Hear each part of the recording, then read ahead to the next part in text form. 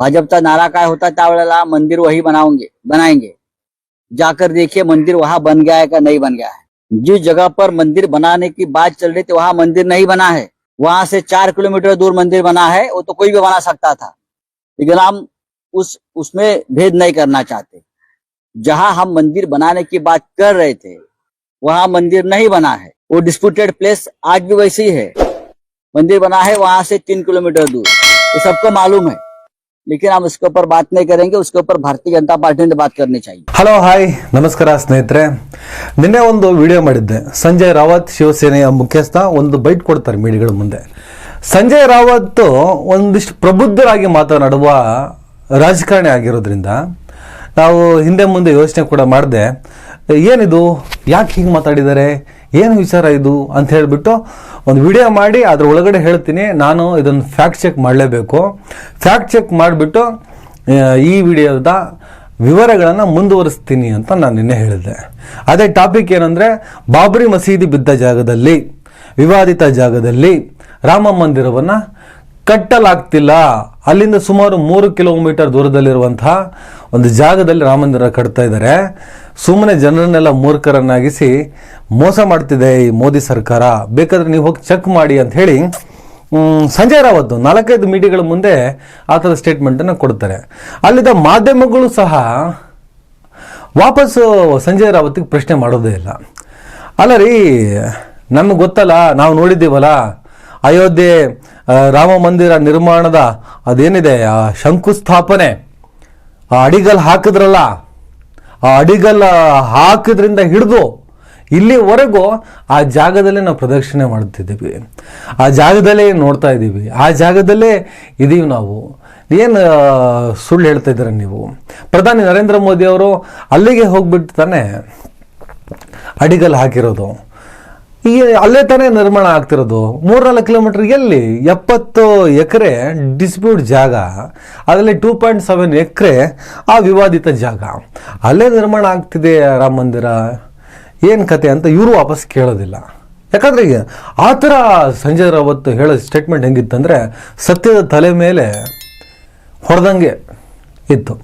भाजपचा नारा काय होता त्यावेळेला मंदिर वही बनाएंगे जाकर देखिए मंदिर वहां बन गया है का नहीं बन गया है। जिस जगह पर मंदिर बनाने की बात चल रही थी वहां मंदिर नहीं बना है। ಆದರೆ ನಿನ್ನೆ ನಾನೆಲ್ಲ ಕ್ರಾಸ್ ಚೆಕ್ ಮಾಡಿದ್ಮೇಲೆ ನನ್ನ ಸ್ನೇಹಿತರು ಅಯೋಧ್ಯೆಯಲ್ಲಿ ರಿಪೋರ್ಟಿಂಗ್ ಕೂಡ ಮಾಡ್ತಾ ಇದ್ದಾರೆ. ರಾಮ ಮಂದಿರ ನಾಡ್ದು 22ನೇ ತಾರೀಕು ಉದ್ಘಾಟನೆ ಆಗ್ತಿರೋದ್ರಿಂದ ರಿಪೋರ್ಟ್ ಮಾಡ್ತಾ ಅವ್ರಿಗೆ ಕಾಲ್ ಮಾಡಿದ್ದೆ. ಏನಪ್ಪ ಸಂಜಯ್ ರಾವತ್ ಸ್ಟೇಟ್ಮೆಂಟ್, ನಾನು ಬೇರೆ ವಿಡಿಯೋ ಮಾಡಿಬಿಟ್ಟಿದ್ದೇನೆ, ಫ್ಯಾಕ್ಟ್ ಚೆಕ್ ಮಾಡ್ತೇನೆ ಅಂತ ಹೇಳಿದ್ದೀನಿ, ಏನು ವಿಚಾರ ಅಂತ.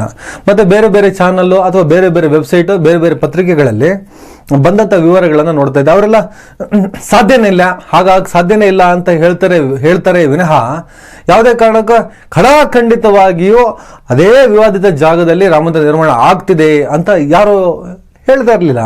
ಗೂಗಲ್ ಸರ್ಚ್ ಮಾಡಿದೆ, ವೆಬ್ಸೈಟ್ ನೋಡಿದೆ, ಎಲ್ಲೂ ಕೂಡ ಅದ್ರ ಬಗ್ಗೆ ಮಾಹಿತಿ ಇರಲಿಲ್ಲ.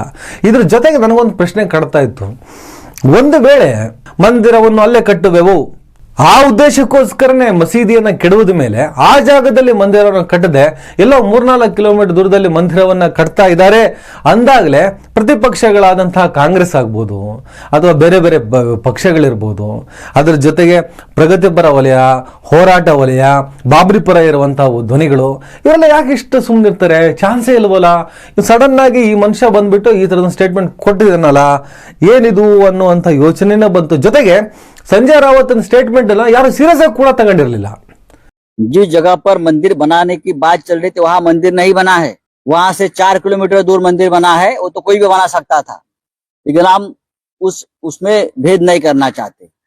जहां हम मंदिर बनाने की बात कर रहे थे वहां मंदिर नहीं बना है. ಯಾಕಂದ್ರೆ ವಿವಾದಿತ ಜಾಗದಲ್ಲಿ ಮಂದಿರ ನಿರ್ಮಾಣ ಆಗ್ತಿಲ್ಲ, ಬೇರೆಲ್ಲೋ ಆಗ್ತಿದೆ ಅಂದ್ರೆ ತಮಾಷೆ ಮಾತಲ್ಲ, ಅದು ಬಹಳ ದೊಡ್ಡ ಮೋಸ ಆಗ್ತದೆ. ನರೇಂದ್ರ ಮೋದಿ ಸರ್ಕಾರ, ಬಿಜೆಪಿ ಸರ್ಕಾರ ಮಾಡಿದ ಬಹಳ ದೊಡ್ಡ ತಂತ್ರ, ಬಹಳ ದೊಡ್ಡ ಮೋಸ.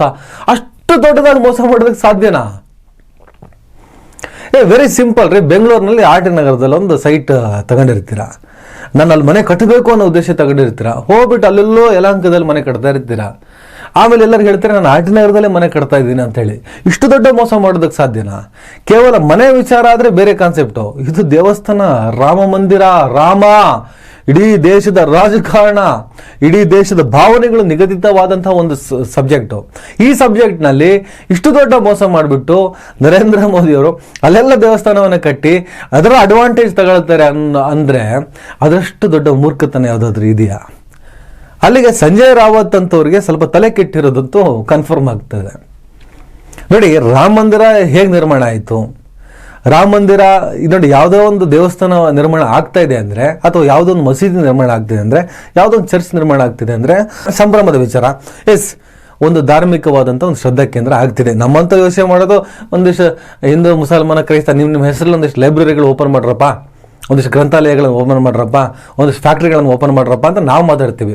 ಆದರೆ ಆಸ್ತಿಕರು, ಭಾವನೆಗಳೆಲ್ಲ ಬದುಕ್ತಿರೋರು, ದೈವ ನಂಬಿಕೆ ಇರೋರು, ಅವರವರು ಆಯಾ ಧರ್ಮಕ್ಕೆ ಸಂಬಂಧಪಟ್ಟಂಥ ದೇವಸ್ಥಾನ, ಚರ್ಚು, ಮಸೀದಿಗಳನ್ನು ನಿರ್ಮಾಣ ಮಾಡ್ತಾರೆ.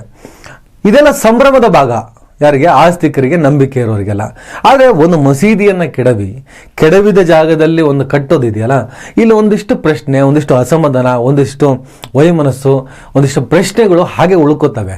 ಅದೊಂದು ಮುಕ್ತವಾಗಿ 140 ಕೋಟಿ ಭಾರತೀಯರು ಸಂಭ್ರಮ ಪಡುವ ವಿಚಾರ ಅಂತೂ ಅಲ್ಲ.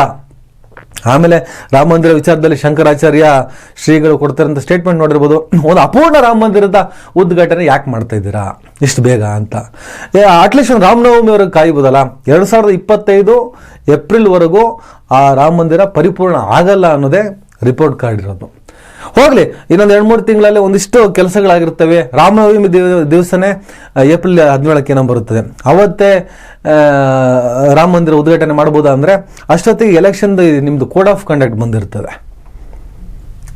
ಎಲೆಕ್ಷನ್ ಕೋಡ್ ಆಫ್ ಕಂಡಕ್ಟ್ ಬರುತ್ತೆ. ಅವತ್ತು ನೀವು ಚುನಾವಣೆಗೆ ಸಂಬಂಧಪಟ್ಟಂಗೆ, ಪ್ರಚಾರಕ್ಕೆ ಸಂಬಂಧಪಟ್ಟಂಗೆ, ಇಂಪ್ಯಾಕ್ಟ್ ಆಗುವುದಕ್ಕೆ ಸಂಬಂಧಪಟ್ಟಂಗೆ ಯಾವುದೇ ರೀತಿಯ ಕೆಲಸಗಳನ್ನು ಮಾಡೋ ಹಾಗಿಲ್ಲ. ಹಾಗಾಗಿ ಈಗ ಜನವರಿ 22ಕ್ಕೆ ಏನು ರಾಮ ಮಂದಿರ ಉದ್ಘಾಟನೆ ಆಗ್ತಿದೆ, ಕಂಪ್ಲೀಟ್ ಪೊಲಿಟಿಕಲ್, ಅದು ಕಂಪ್ಲೀಟ್ ರಾಜಕಾರಣ. BJP ಅದು ರಾಜಕೀಯವಾಗಿ ರಾಮನನ್ನು ಬಳಸ್ಕೊಳ್ತಿದೆ. ನಾನು ಓಪನ್ ಆಗಿ ಹೇಳ್ತೀನಿ, ತಪ್ಪಿಲ್ಲ. ಇವತ್ತು ರಾಮ ಮಂದಿರ ನಿರ್ಮಾಣ ಕಾರಣ ಆಗಿದ್ದೆ BJP ಮೂವ್ಮೆಂಟೇ. ರಾಜೀವ್ ಗಾಂಧಿ ಲಾಕ್ ಓಪನ್ ಮಾಡಿಬಿಟ್ರು, ಇನ್ನೊಂದು ಗಾಂಧಿ ಅದೇನೋ ಮಾಡಿಬಿಟ್ರು. ಇದೇನೇ ಇದ್ರೂ ಕೂಡ ರಾಮ ಮಂದಿರ ನಿರ್ಮಾಣಕ್ಕೆ ಅಡಿಗಲ್ಲನ್ನು ಹಾಕಿದ್ದು, ರಾಮ ಮಂದಿರ ನಿರ್ಮಾಣಕ್ಕೆ ಕಾರಣ ಆಗಿದ್ದು BJP ಪಕ್ಷ. ಹಾಗಾಗಿ BJP ಇದನ್ನು ತನ್ನ ಚುನಾವಣೆ ಪ್ರಚಾರಕ್ಕೂ ಬಳಸ್ಕೊಳ್ತದೆ, ಚುನಾವಣೆ ಅಜೆಂಡವಾಗೂ ಮಾಡ್ಕೊಳ್ತದೆ, ಚುನಾವಣೆ ಗೆಲ್ಲೋದಕ್ಕೂ ಅದನ್ನು ಸದುಪಯೋಗ ಪಡಿಸ್ಕೊಳ್ಳುತ್ತೆ. ಮೊನ್ನೆ ಯಾರೋ ಕಾಂಗ್ರೆಸ್ನವರು ಒಂದು ಪೋಸ್ಟ್ ಹಾಕಿದ್ರು, ರಾಜೀವ್ ಗಾಂಧಿ ಲಾಕ್ ಓಪನ್ ಮಾಡಿದ್ದು ರಾಮ ಮಂದಿರ ಅಲ್ಲಿ ನಿರ್ಮಾಣ ಆಗ್ತಿದೆ ಅಂದರೆ ಅದಕ್ಕೆ ನಾವೇ ಕಾರಣ ಅಂತ ಹೇಳ್ಬಿಟ್ಟು ಇಂಡಿಯನ್ ನ್ಯಾಷನಲ್ ಕಾಂಗ್ರೆಸ್ ಅನ್ನೋ ಒಂದು ಅಫಿಷಿಯಲ್ ಪೇಜಿಂದ ಒಂದು ಪೋಸ್ಟ್ ಹೊರಗೆ ಬರುತ್ತೆ. ರಾಮ ಮಂದಿರ ನಿರ್ಮಾಣ ಕಾರಣ ಕಾಂಗ್ರೆಸ್ ಅಂತೇಳಿ. ಅವಾಗ ನಾವು ಹೇಳಿದ್ವಿ, ಏನು ಮಾತಾಡ್ತಿದ್ದೀರಿ ನೀವು? ಹಾಗಾದರೆ ಬಾಬ್ರಿ ಮಸೀದಿ ಪರ ಇಷ್ಟು ವರ್ಷ ವಕಾಲತ್ ಹಾಕೊಂಡು ಬಂದಿದ್ದೆ ಯಾಕೆ? ಅದನ್ನೆಲ್ಲ ಮೀರಿ ಇವತ್ತು ರಾಮ ಮಂದಿರ ನಿರ್ಮಾಣ ಆಗ್ತಿದೆ ಅಂದರೆ ಅದೆಲ್ಲ ಕ್ರೆಡಿಟ್ ತಗೊಂಡು ಅಲ್ಲಿ ಯಾವುದಾದ್ರೂ ಓಟ್ ಸಿಗುತ್ತಾ ಅಂತ ಪ್ಲಾನ್ ಮಾಡ್ತಿದೆ ಅಂದರೆ ಒಂದು ಐಡಿಯಾಲಜಿಕಲ್ ಫೈಟ್ ಮಾಡಿ, ಇಲ್ಲ ಇದೇನಾದ್ರು ಸಾಫ್ಟ್ ಹಿಂದುತ್ವ ಅದು ಇದು ಡ್ರಾಮಾ ಮಾಡ್ಕೊಂಡು ನಾಶ ಆಗೋಕೆ ಹೋಗ್ಬೇಡಿ. ಸದ್ಯಕ್ಕೆ ರಾಮ ನಿಮ್ಮ ಸೊತ್ತು ಆಗೋದಿಲ್ಲ. ರಾಮ ಈಗ ಸದ್ಯ BJPಯ ಸೊತ್ತು. ಅದು BJPಗೆ ಲಾಭವನ್ನು ಮಾಡಿಕೊಡ್ತಾನೆ ರಾಮ. ಅಲ್ಲಿಂದ ಓಟ್ಗಳಾಗಲಿ ರಾಮನಾಗಲಿ ನಿಮ್ಮ ಕಡೆ ಬರಲ್ಲ. ನೀವೇನೇ ಹೇಳ್ಬೋದು, ನಾನು ಸಿದ್ದರಾಮ ಅಂತಲೂ ಹೇಳ್ಬೋದು, ಇನ್ನೊಂದು ರಾಮ ಅಂತ ಹೇಳ್ಬೋದು. ಯಾವ ರಾಮ ಅಂದರೂ ಕೂಡ ಸದ್ಯಕ್ಕೆ ದೇಶದಲ್ಲಿ ಓಡ್ತಾ ಇರುವಂತಹ ರಾಮ ಅದು BJPಯ ರಾಮ, BJPಗೆ ರಾಮ. ಅದರಿಂದ ಅವ್ರು ಲಾಭ ಪಡ್ಕೋತಾರೆ. ಈ ಸದ ಎಲೆಕ್ಷನಲ್ಲೂ ಕೂಡ ಗೆಲ್ತಾರೆ. ಅದರಲ್ಲಿ ಯಾವುದೇ ಅನುಮಾನ ಇಲ್ಲ ಅನ್ನೋದು ನನ್ನ ಅಭಿಮತ. ನಾನು ಓಪನ್ ಆಗಿ ಹೇಳ್ತಾ ಇದ್ದೀನಿ. ಅಲ್ಲ, ಅವತ್ತು ಪುಲ್ವಾಮಾ, ಇವತ್ತು ರಾಮ, ಇದೆಲ್ಲ ಒಂದು ಲೈನ್ ಆಫ್ ಪೊಲಿಟಿಕಲ್ ಸ್ಟ್ರಾಟಜಿಗಳಿವು. BJPಗೆ ಚುನಾವಣೆ ಹೇಗೆ ಮಾಡಬೇಕು, ಹೇಗೆ ಗೆಲ್ಲಬೇಕು ಅಂತ ಗೊತ್ತಿದೆ. ಅವ್ರು ಅದನ್ನೇ ಮಾಡ್ತಾ ಇದ್ದಾರೆ. ಇವರಿನ್ನು ಪ್ರಧಾನಿ ಯಾರು? ಖರ್ಗೆನಾ, ರಾಹುಲ್ ಗಾಂಧಿನ, ಮಮತಾ ಬ್ಯಾನರ್ಜಿನ, ಕೇಜ್ರಿವಾಲ, ಒಕ್ಕೂಟ ಮಾಡಬೇಕಾ, ಏನು ಕೂಟ ಮಾಡ್ಕೊಂಡು ಹೋಗ್ಬೇಕು, ಈ ಕನ್ಫ್ಯೂಷನಲ್ಲೇ ಇದ್ದಾರೆ ಇವರು. BJP ಪ್ರತಿ ಗೆಲುವಿನ ನಂತರ ಮತ್ತಷ್ಟು ಗೆಲುವಿಗೆ ಪ್ರಯತ್ನ ಪಟ್ಟು ಒರಿಜಿನಲ್ ಚುನಾವಣೆಯನ್ನು ಹೇಗೆ ಮಾಡಬೇಕು, ಹೇಗೆ ಗೆಲ್ಲಬೇಕು ಅನ್ನೋ ತಂತ್ರವನ್ನು ಮಾಡ್ತಾ ಬರುತ್ತೆ.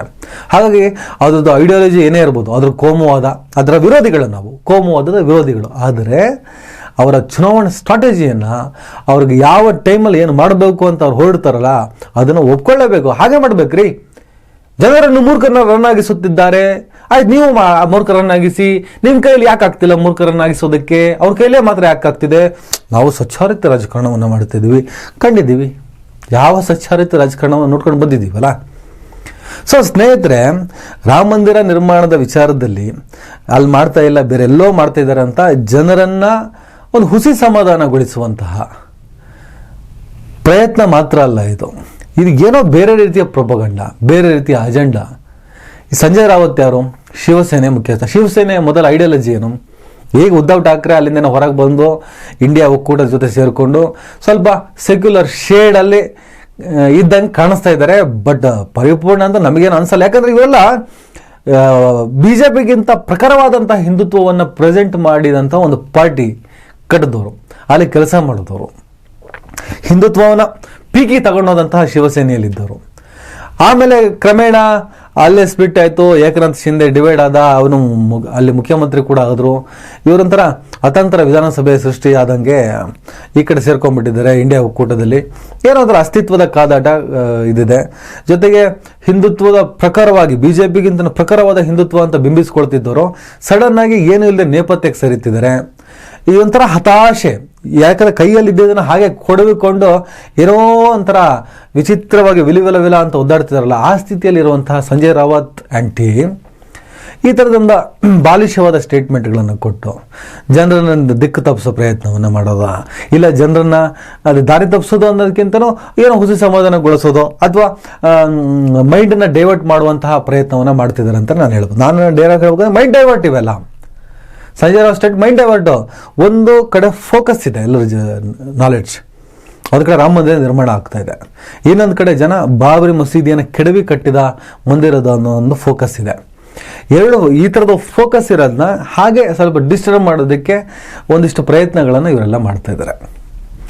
ಇದೇನೇ ಆದರೂ ಕೂಡ ಒಂದಂತೂ ಸತ್ಯ, ರಾಮ ಮಂದಿರ ಅನ್ನೋದು BJPಯ ಒಂದು ನೀಟಾದ ಒಂದು ಪ್ಲ್ಯಾನ್ ಅದಾಗ್ತಾ ಇದೆ. ಆಮೇಲೆ ರಾಮ ಅನ್ನೋದು BJPಗೆ ಒಂದು ರಾಷ್ಟ್ರೀಯ ಪಕ್ಷಕ್ಕೆ ಒಂದು ರಾಜಕೀಯ ಅಸ್ತ್ರ ಆದರೆ, ನನ್ನ ದೇಶದ ಬಹುತೇಕರಿಗೆ ಅದೊಂದು ಫೀಲಿಂಗ್ಸ್.